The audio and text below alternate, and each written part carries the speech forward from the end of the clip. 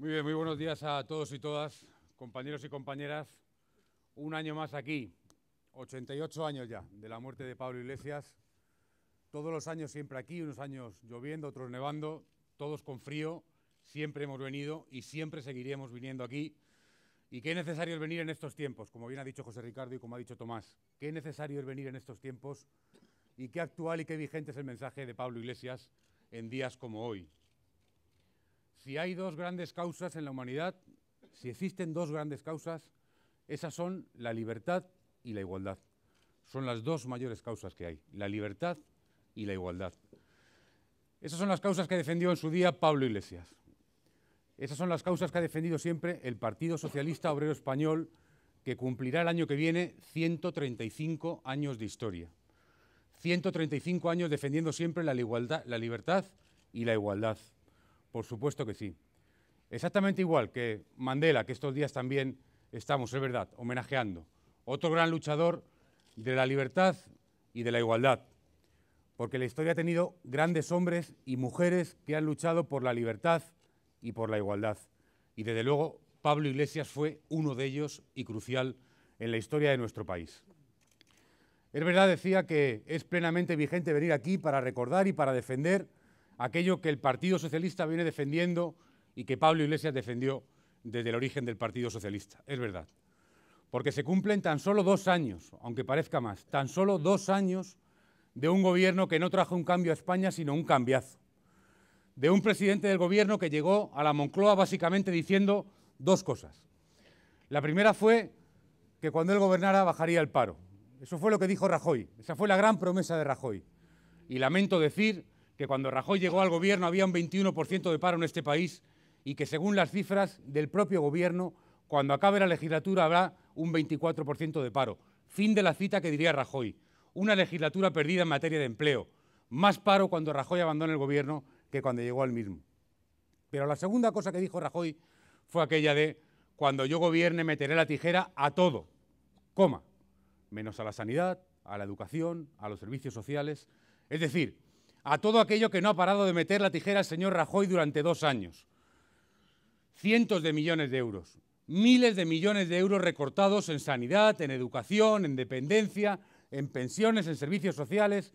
Esa es la gestión de Rajoy al frente del gobierno, con una gran característica por encima de todo lo demás, que es la mentira. El Partido Popular tiene una relación preferente con la mentira.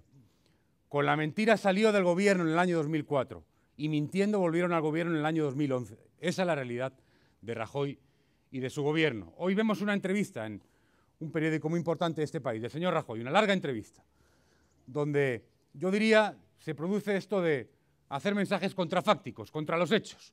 El principal titular de Rajoy es que es muy importante defender el estado del bienestar, y lo dice Rajoy, que lleva 2 años recortando el estado del bienestar en este país. Ese es el primer mensaje que tiene. El segundo es aquel de que los papeles de Bárcenas son de Bárcenas, después de saber que llevan 20 años financiándose de manera irregular en el Partido Popular. Le duela o no le duela, porque esa es la realidad.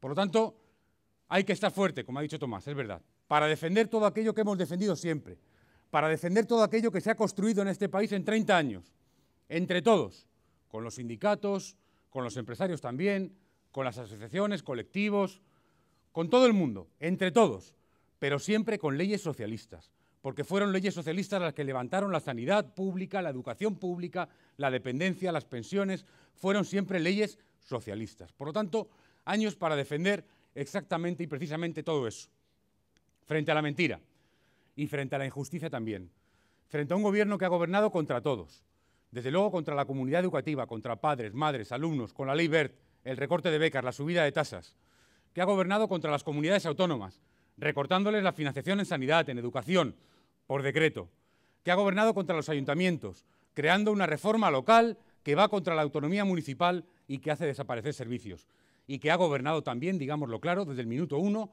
contra los sindicatos, porque la primera medida del gobierno de Rajoy fue la reforma laboral, y la reforma laboral pretendía abaratar el despido, claro que sí, pretendía rebajar salarios, y lo ha conseguido, lamentablemente, en este país, claro que sí, pero pretendía también deslegitimar a los sindicatos de este país, que sufren una campaña de acoso y derribo, y el Partido Socialista no va a consentir la campaña de acoso y derribo a los sindicatos de la derecha en este país. Claro que no.